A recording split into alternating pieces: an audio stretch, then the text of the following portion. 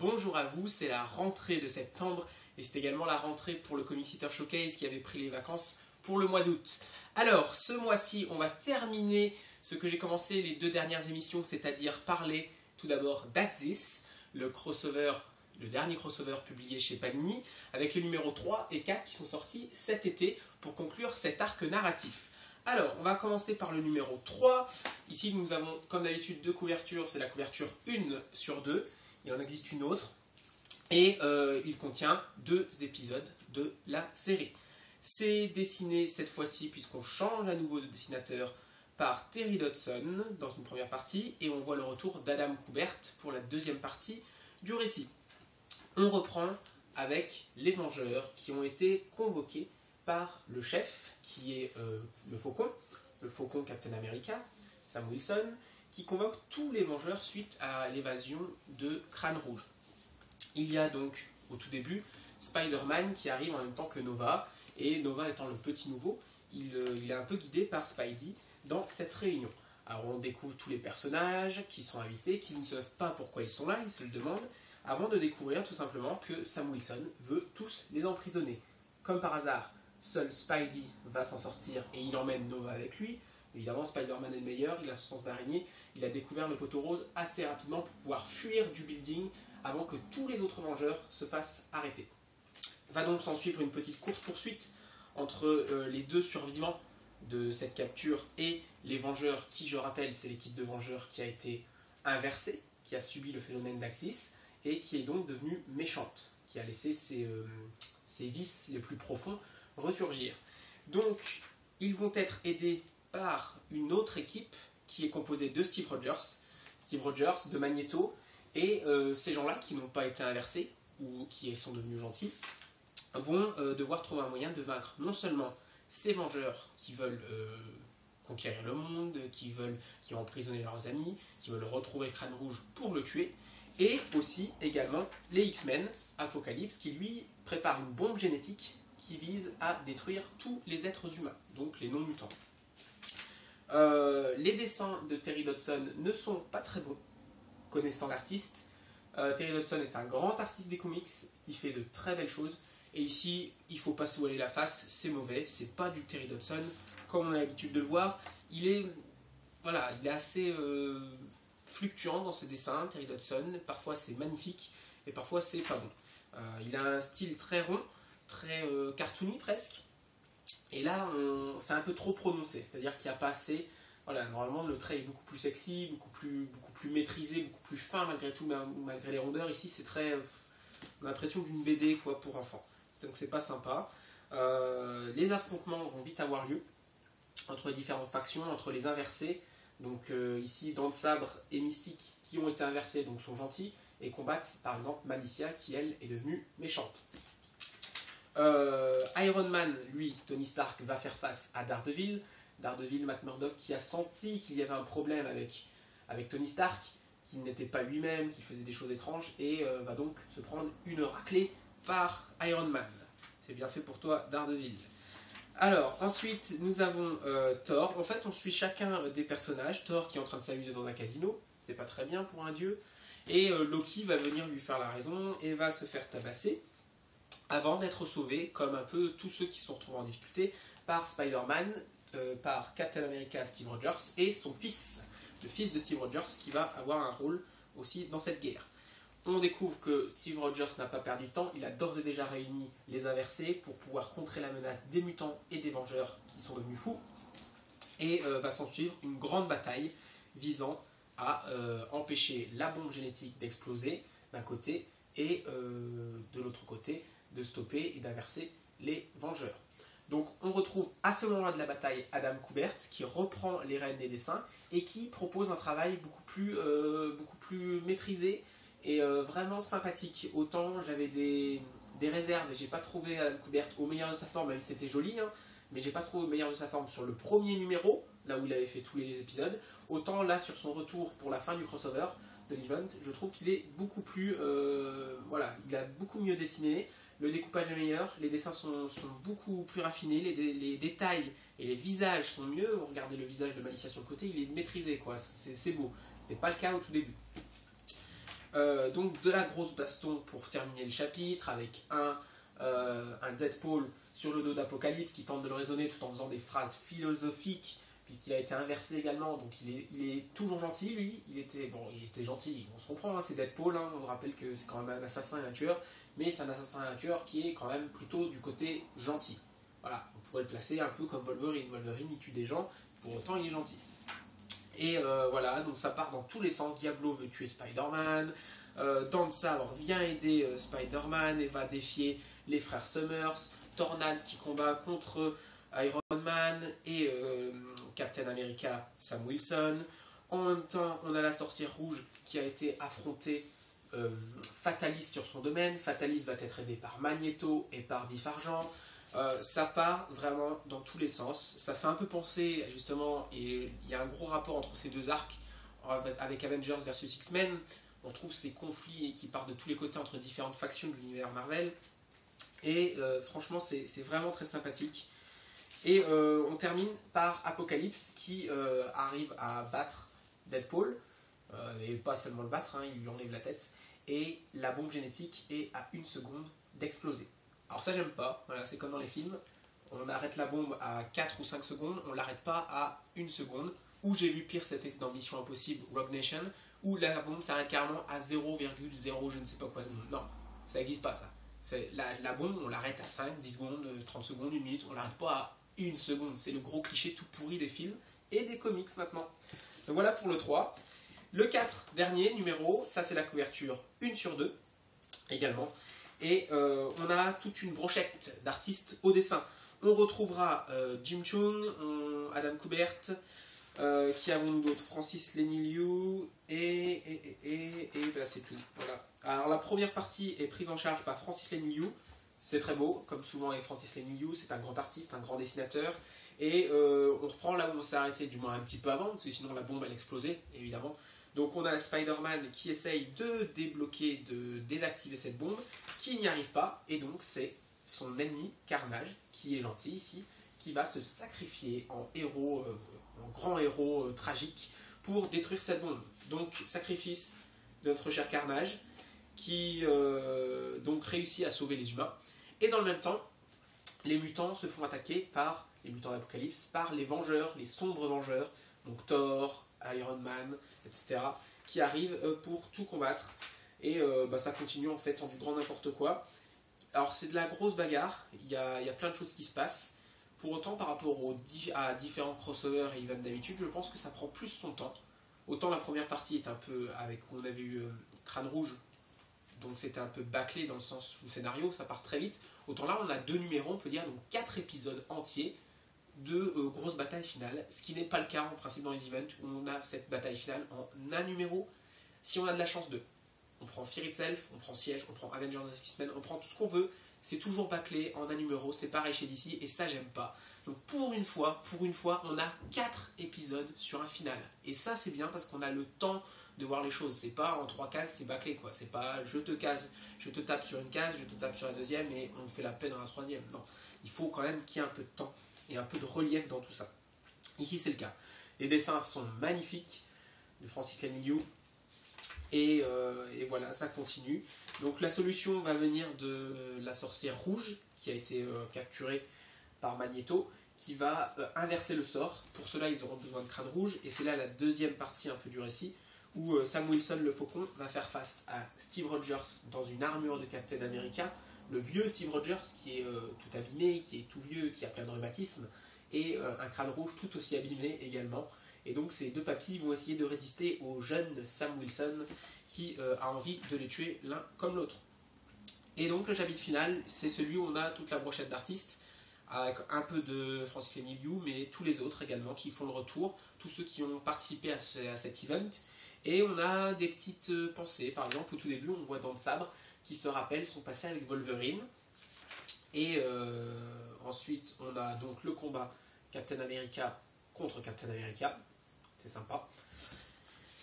Et ainsi de suite, je ne vais pas expliquer toute la fin, voilà, ça va se résoudre hein, évidemment, c'est la fin de l'event, donc chacun va retrouver sa place, chacun va être réinversé pour prendre dans le bon sens justement, Mais on a pas mal de petits événements sympathiques, comme Loki qui parvient du coup, comme il a été inversé, à maîtriser le marteau de Thor, qui s'apprête à vaincre Thor avec Mjolnir, et au moment même où il s'apprête à le faire, ça s'inverse. Et comme les héros, les personnages gentils ont perdu la mémoire, ben Thor ne croit pas du tout Loki, il dit oui tu es le dieu du mensonge, donc c'est pas vrai, parce que Loki lui dit mon frère j'ai réussi à soulever le marteau pendant un instant, j'étais le dieu du tonnerre, j'étais digne d'être dieu, l'autre lui dit non c'est encore des bobards. Et enfin, donc tout se termine à peu près, sauf que certains personnages, dont Iron Man, vont réussir à sortir du sortilège, comme vous voyez ici, et à ne pas être réinversés, donc ils sont toujours inversés, toujours un peu méchants. Donc Iron Man, à partir de maintenant, est quelqu'un à qui il ne faut pas trop faire confiance, ainsi que notre cher Havok, qui va donc du coup rejoindre le camp de Scott Summers, puisqu'il est devenu un facho, hein. Donc il va rejoindre Scott Summers dans le clan des mutants qui sont pas gentils. Et il y a également Dansab qui lui n'est pas inversé, mais du coup ça en fait un gentil. Et j'aime beaucoup la fin finalement. Donc on a cette fin classique, puis ensuite on a quelques pages sur les personnages. Donc entre les deux Captain America qui parlent, on voit Thor, on voit donc les frères Summers qui se réunissent, ils sont heureux. On voit que Fatalis est parti avec Crâne Rouge et le garde en otage, donc ça promet de mauvaises choses dans l'avenir. Et on voit une nouvelle unité, en tout cas ce qui pourrait être une nouvelle unité d'Uncanny Avengers, donc la fusion entre les Vengeurs et les mutants, il faut rétablir cette paix. Et surtout, la fin, on voit un Dent de Sabre dans une cellule en prison, et qui dit qu'il trouvera l'esprit de Wolverine, parce que je le rappelle, Dent de Sabre sera l'un des nouveaux héritiers, puisque Logan Wolverine est mort, et donc il veut reprendre la relève. Donc ça c'est vraiment intéressant de voir ce personnage Dent de Sabre évoluer enfin, ne pas être l'éternel rival méchant sanguinaire de Wolverine, il va être un peu plus que ça dans un futur très proche. Voilà pour cette série Axis qui est franchement l'un des meilleurs crossovers de ces dernières années, qui est pour moi la version 2.0 d'Avengers vs X-Men, c'est la version améliorée d'Avengers vs X-Men, même s'il y a des choses que j'ai préférées et que j'adore dans Avengers vs X-Men, c'est quand même un très bon event, alors que finalement il n'est pas très démocratisé, on n'en a pas trop entendu parler. Donc Axis, je vous le recommande, c'est en 4 petits numéros chez Panini, et ça sortira évidemment dans un relié, en deluxe, en select ou je ne sais quoi, mais ça sortira, donc vous pouvez attendre une version reliée avec le tout. On passe chez la concurrence, donc chez DC Comics, et dans le relié, justement, avec Batman, on est déjà au tome numéro 6. Le 7 sort très bientôt, il sort ce mois-ci ou le mois prochain d'ailleurs. Ce tome 6 est un arc de transition. Nous avons eu donc, si je récapitule, 2 tomes sur la cour des hiboux. Nous avions ensuite un tome qui était... Alors attendez, le 3, je ne sais plus si on part direct. Je vais regarder ça. Le 3, c'est le deuil dans la famille. Oui, le 3, c'est l'arc avec le Joker. Donc le 3, c'est le deuil de la famille. Donc le petit arc sur le Joker. Les tomes 4 et 5 sont l'an 0, en 2 tomes, 2 volumes. Et on passe à un tome de transition cette fois. Donc on a eu 3 arcs finalement depuis le Batman New 52 avec Greg Capullo et Scott Snyder. Et ici, c'est le passage vers Endgame, qui sera un nouvel arc avec le Joker. Mais on se concentre ici davantage sur la fin de Batman Inc. Et ce n'est pas un spoil aujourd'hui de le dire, la mort de Damian Wayne à la fin de cette série. Donc on y trouve un Batman torturé qui va devoir faire face à ses démons, qui va être très violent, pas très violent, c'est un instrument, qui va être très violent, qui va prendre des risques, qui va se faire tabasser par des ennemis de base, ce qui n'est pas très normal pour un Batman, c'est qu'il a perdu le contrôle. Le premier épisode met en scène Harper Row, ce personnage introduit dans New 52, et c'est dessiné par Andy Kubert et Alex Maleev. C'est très bien dessiné, ça se concentre sur le passé, sur la famille de Harper Row, et en même temps sur ce Batman justement torturé, et Harper Row qui tente de lui venir en aide et de lui expliquer que c'est pas normal, qu'elle peut l'aider à vaincre cette tristesse, ce qui lui arrive, mais Monsieur Batou ne veut pas. Un très bon épisode, l'histoire est pas mal, c'est pas, voilà, c'est pas non plus transcendant, mais ça va. Mais les dessins, eux, sont très bons. Donc, en définitive, un épisode vraiment sympathique à lire, qui montre un peu le deuil difficile de Batman, et j'ai vraiment apprécié. Ensuite, on a une histoire en 2 chapitres, avec cette fois l'équipe de base, Greg Capullo, Scott Snyder, et qui met en scène un vilain qu'on n'a pas encore vu dans les New 52, c'est Gueule d'Argile. Donc Gueule d'Argile va prendre l'apparence de Bruce Wayne pour commettre un casse. Il va s'introduire dans l'entreprise de Wayne, et On va découvrir pourquoi, c'est-à-dire il en veut à Bruce Wayne de toute évidence, et on découvrira pourquoi, ce qui va donner lieu à un affrontement où Batman va perdre, mais alors vraiment de façon expulsive, il va perdre comme une vieille chaussette, mais il va prendre sa revanche, et on nous montre des petits trucs, alors du coup on ne sait pas trop au début quand ça se passe, parce que là on nous montre un Robin, et on se dit ah bah ça se passe avant, et en fait on découvre après, avec Alfred qui l'appelle Monsieur Bruce, dans un Batman très sombre, que en fait il pense à Robin, mais que Robin n'est plus là, Robin est bel et bien mort. Donc l'affrontement prend 2 chapitres, c'est une histoire, ma foi, le scénario est pas non plus encore une fois transcendant, c'est vraiment du classique là, voilà, c'est vraiment, on a un méchant, il y a des petites allusions à la mort de Damian Wayne, donc c'est sympa, mais voilà, l'histoire est quand même très simple, on en a vu des centaines et des milliers même, comme ça.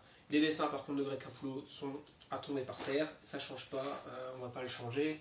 Depuis la première page de Batman 52, il nous explose la rétine et ça changera pas de toute manière. Et ensuite, nouvelle histoire avec Alex Maleev, cette fois au dessin. On est sur du backup de Batman 19 et sur une histoire d'enquête avec un caméo, l'apparition de Superman. Cet épisode, je l'ai pas aimé, il sert à rien, il sert vraiment à rien du tout. Il est pas très beau. C'est du Alex Maleev, ça passe, mais je trouve que ça c'est pas très probant. Voilà. Le dessin lui-même est pas mauvais, mais voilà, je vois pas trop ce que ça vient faire là. Y compris l'histoire, voilà, Superman qui vient dire je peux t'aider, on peut en parler, et à partir de ça, on lance une petite enquête d'un chapitre, et du coup, c'est pas très bon. Donc ça, franchement, c'est le point noir du livre, l'un des points noirs, parce qu'il y a la suite aussi. Donc la suite, c'est l'annual numéro 2 de Batman, dessiné par Wes Craig, toujours écrit par Scott Snyder, mais avec d'autres personnes, ici Marguerite Bennett, et qui voit Batman tester le système de sécurité d'Arkham. Donc il va se faire emprisonner comme tout autre prisonnier vilain d'Arkham, et il va devoir tenter de s'échapper, ce qu'il va réussir. Mais il y a un des patients d'Arkham qui va vouloir prendre sa revanche sur Batou, et qui va lui montrer des visions. C'est cette vieille femme pas jolie, là, mal dessinée d'ailleurs, au passage. Les dessins sont pas top, hein, ici, sur ce chapitre. Et donc voilà, Batman va devoir lui faire face, elle va lui montrer des visions, elle va lui rappeler qu'il a perdu Damian Wayne, il lui montre des trucs par rapport à son frère, dans la cour des hiboux, plein de choses. Du coup, Batman, il est pas content, et on se demande à un moment s'il va pas la tuer, mais non, parce que c'est Batman, donc il se contrôle quand même. Et enfin, les derniers chapitres sont le Batman 34, avec les dessins de Matteo Scalera. Alors l'histoire est une enquête classique. Alors c'est bien en tant qu'enquête, en tant que Batman pur, dans la série Batman, j'ai pas trouvé ça par contre très bien, je me suis dit ouais, ok. Par contre les dessins de Matteo Scalera sont sublimes, rien que pour les dessins, voilà, ça vaut le coup de le mettre dedans. Autant l'histoire est vraiment inintéressante, pas inintéressante mais très futile, autant si l'histoire est futile et on s'en passe parfaitement, autant les dessins sont sublimes. Et on ne peut pas passer à côté, c'est du Matteo Scalera, c'est dans la même veine que Sean Murphy, un peu que Jock. C'est des dessinateurs qu'on voit pas assez. Et voilà, et quand ils arrivent sur un titre Batman, alors il faudrait pas que ce soit tout le temps, mais du coup ça tranche avec ce que fait Capullo, et c'est très sympa à lire et à regarder. Donc voilà. Et justement, je parlais de Sean Murphy, eh bien il va faire l'épisode suivant. Donc l'épisode suivant, c'est le Detective Comics 27, un numéro très important quand il est sorti. Il y a eu toute une vague de variantes cover. On a par exemple ici celle, si je ne me trompe pas, oui c'est marqué ici, de Jim Lee, avec les grandes oreilles de Batman de l'époque. Donc c'était un numéro anniversaire pour fêter justement l'anniversaire de Batman. Donc c'était, quel âge il avait, je sais plus, 70 ans je crois. Ouais, peu importe, il est vieux quoi. Il est vieux, et donc là on a un dessin de Sean Murphy sur une histoire vraiment sympa qui nous montre le futur, un Batman dans le futur, mais pas le Damian Wayne futuriste ou les autres. C'est un futur où en fait on aurait cloné Bruce Wayne, et en fait de manière régulière on aurait des Bruce Wayne dans des tubes qui sortiraient pour jouer le rôle de Batman, parce que Batman on peut pas s'en passer. Il y a une espèce de sensei, donc ça fait penser à un univers samouraï, donc on se dit ok c'est dans le passé, en fait c'est dans le futur. Donc on a cependant après des espèces de méca, donc on voit que c'est dans le futur. Vraiment c'est sympa, il y a vraiment une fraîcheur là-dedans, de la créativité, et j'ai beaucoup apprécié ce chapitre. Finalement j'aurais voulu en voir plus, parce que c'est quelques pages, et c'est très court. On voit que ce Batman il veut vraiment faire quelque chose. Il dit qu'on a besoin de renforts également, parce qu'il y a plein d'ennemis, et vraiment voilà, c'est sympa. Et à la fin on a les couvertures, donc justement, donc ça c'est le Batman 19, Greg Capullo on reconnaît, et les couvertures du Détective 27, on a celle-là par exemple. Donc on a une Catwoman de évidemment Frank Miller. Vous aurez reconnu que c'est pas très beau, parce que ça c'est du Frank Miller, C'est pas du Frank Miller en mode Dark Knight Returns, c'est du mode Frank Miller malheureusement en mode Dark Knight Strikes Again. Donc c'est pas très beau. Heureusement d'ailleurs que le Dark Knight 3 qui sort bientôt là, en VO, il faudra attendre pour nous, ce n'est pas dessiné par monsieur Frank Miller. Il fait le scénario, et d'ailleurs il est épaulé là, au scénario, mais il fait pas les dessins. Donc ça c'est une bonne nouvelle. On a Detective Comics 27, là une nouvelle couverture par contre de Jason Fabok. Jason Fabok, le numéro 1 dans l'univers Batman actuellement. C'est bizarre de ne pas dire Capullo pour moi, malgré que Capullo c'est Batman, la série Batman. Par contre, l'univers Batman, le numéro 1, c'est Jason Fabok. Il est partout. Sur Eternal, sur Detective Comics, sur The Dark Knight, sur tout ce que vous voulez, il y a du Jason Fabok et c'est un dieu.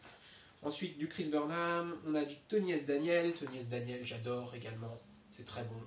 Tout ça, c'est les couvertures du Detective Comics 27, voilà, encore une, Detective Comics 27. Il y avait eu tout un tas de variantes de cover à l'époque, quand c'est sorti aux États-Unis, et elles sont ici, donc c'est sympa. Donc ça coûte, comme d'habitude, alors là un peu plus cher, voilà, 16,62€ avec la réduction, 17,50€ en prix public, pour ce titre de transition, mais qui est vraiment très sympathique. Voilà pour les critiques. J'ai beaucoup parlé sur ces deux types de livres, donc on va s'arrêter là pour les critiques. Je vais juste présenter rapidement aujourd'hui quelques petites choses que j'ai eues et quelques petits achats que je vous conseille. Tout d'abord, on a ce livre de coloriage super-héros DC Comics qui coûte 10€, qui est sorti chez Marabout il y a maintenant quelques mois, 2-3 mois, qu'on trouve un peu partout. Moi je trouvais ça en grande surface, dans un Auchan. Donc voilà, vous pouvez trouver ça en Leclerc, en Carrefour, tout ce que vous voulez. Ça coûte 10€, il y a 100 illustrations, 100 dessins. Alors c'est un livre de coloriage, donc on peut le colorier. Moi je ne vais pas le colorier, je vais l'utiliser, en tout cas je vais le garder comme un artbook. C'est l'équivalent, c'est comme un artbook de 100 pages, sauf que vous ne trouverez pas un artbook de 100 pages à 10€. Donc c'est imbattable, je vous le conseille, c'est l'artbook. Du coup voilà, j'appelle ça l'artbook Super Héros DC Comics chez nos éditions Marabout. Alors par contre ce sont des dessins plutôt anciens, c'est plutôt du Golden Age, du Silver Age. Je vais vous montrer un petit peu ce que ça donne, voilà. Ce ne sont pas des couvertures récentes, il n'y a pas de David Finch, il n'y a pas de Jim Lee, il n'y a pas de Greg Capullo justement, il n'y a pas d'Umberto Ramos, non, c'est vraiment les dessins d'antan, et c'est vraiment sympa en noir et blanc, c'est des couvertures qu'on voit un peu partout, qu'on connaît tous, il y en a beaucoup qui sont emblématiques, mais on les a ici en noir et blanc et en grand format, donc c'est vraiment sympa. Le papier est cartonné, il est assez épais, il n'est pas glacé, mais il est très épais, donc c'est du papier de très bonne qualité, donc c'est vraiment sympa. C'est un peu à la mode en ce moment, les livres de coloriage, il y en a plein, de Star Wars, de DC Comics, de Marvel, et faut regarder parce que parfois ils font des trucs en ce moment, j'ai vu aussi, c'est des posters, c'est-à-dire que c'est des gros panneaux comme ça, qu'on assemble et ensuite ça fera un grand poster. Mais ça c'est pas sympa parce que ça fait pas un artbook pour ceux qui collectionnent et qui aiment bien les artbooks. Donc ça par contre c'est un artbook, il y en a plusieurs visiblement qui vont encore sortir là. Il y a une vague pendant les prochains mois jusqu'à janvier 2016, il faut suivre parce que je sais pas comment ça se présente, si c'est des grands livres posters, si c'est des livres comme ça. Mais en tout cas ça a surveillé soit sur Amazon, vous pouvez regarder un peu partout. Il y avait le grand livre Hachette, c'était chez Hachette je crois. Aussi qui existe toujours avec les grandes couvertures de chez Marvel, c'est le même principe, sauf que celui-là est plus petit, mais c'est la même chose. Donc ça à surveiller si vous aimez bien les artbooks mais que vous n'avez pas énormément d'argent, parce qu'un artbook ça coûte très cher, et bien vous pouvez vous ruer là-dessus, ça coûte 10€. Et justement, je voulais simplement présenter, sans rentrer dans les détails, en parlant d'artbook, les artbooks du San Diego Comic Con édition 2015 qui sont sortis il y a un petit moment puisqu'ils ont été approvisionnés, c'est chez Pulps qu'il faut se fournir chez nous en France, et ils ont été approvisionnés en août pour les commandes parce qu'ils les avaient déjà un peu avant, mais à partir de août vous pouviez les commander. Moi j'ai attendu un petit peu la fin du mois d'août histoire d'avoir assez d'argent déjà et pour être sûr qu'ils les envoient rapidement, parce que sinon j'aurais attendu. Je sais que l'année dernière quand je les avais commandés au mois de juillet directement et c'était arrivé au mi-septembre. Finalement j'ai attendu beaucoup de temps, donc je lui dis autant les prendre quand ils seront là, je suis sûr que je ne vais pas attendre. Alors ça coûte très cher justement, je le disais, 49€, 39€, donc 49€ celui-là, 39€ celui-là, pour des artbooks qui font à peu près 50 pages. C'est pas donné mais c'est signé, c'est très rare, il y en a un par an, c'est en édition limitée. J'en ai pris que 2, il y en a plein, allez sur Pulps, il y a plein de sketchbooks, d'artbooks, vous trouverez votre bonheur, ce qui vous plaît. On ne peut pas tout acheter, hein. Évidemment il y a du Alex Ross, je ne l'achète pas, il n'y a pas beaucoup de pages en plus dans du Alex Ross même si c'est magnifique. Il y a du Arthur Adams, il y a du je voulais le prendre, mais je ne l'ai pas pris. J'ai décidé d'en prendre que 2. C'est Mark Brooks. Mark Brooks, on a cette année un petit carnet. Ça se présente un peu comme ça se présente un peu comme ça, un petit peu. C'est les carnets de croquis, un peu comme ceux de J. Scott Campbell. Il y a plein de choses cette année, encore comme d'habitude. Donc à vous de voir, parce que ça remonte très vite. Hein. Rien que de livres, là, avec 10 € de frais de port sur Pulse en plus, on arrive quasiment à 90 €, rien qu'avec 2 bouquins. Donc c'est à voir. Donc moi j'ai choisi, comme tous les ans, je continue ma collection, le J. Scott Campbell. Cette année, ce n'est pas un Marvelous Art, c'est sa gamme de couleurs. Donc on avait Refreshing Red la dernière fois, et ici c'est The Violent Violet. Je ferai évidemment une vidéo comme d'habitude sur ces artbooks à part. Et l'Humberto Ramos, le nouveau Humberto Ramos, qui est cette année à nouveau, on est pour la 3e fois, un Present My Marvels. C'est le volume 3 déjà. Le volume 3, et je pense que c'est peut-être le meilleur volume à ce jour de cette collection-là. Il y a tous les dessins, il y a du Spider-Gwen, il y a du Superior Spider-Man, il y a du Amazing Spider-Man, il y a des Inhumans, il y a de tout, et c'est vraiment magique, et c'est sympa, et c'est évidemment signé. Bon, évidemment, vu que j'en ai 50 000 de signés, à force ce serait pas signé, ce serait pareil pour moi, mais c'est pas grave. Donc voilà pour cette émission. Le mois prochain, un peu plus de critiques. Je devrais avoir la solution Apocalypse, que j'ai déjà en VO, mais que je vais reprendre en VF parce qu'il y a plus de chapitres, et c'est comme ça. Tout ce que j'ai acheté en VO en fait ressort en VF chez Panini 3 ans après. C'est un peu chiant, mais c'est comme ça. Et on parlera de Spider-Verse. Il y a beaucoup de choses à dire, donc je verrai si j'ai le temps, parce qu'il faut vraiment que je prépare ça. Il y a énormément de choses à dire, parce que Spider-Verse, pour moi, c'est le meilleur crossover de Spider-Man que j'ai jamais lu. D'ici là, portez-vous bien, ciao, et on se retrouve en octobre.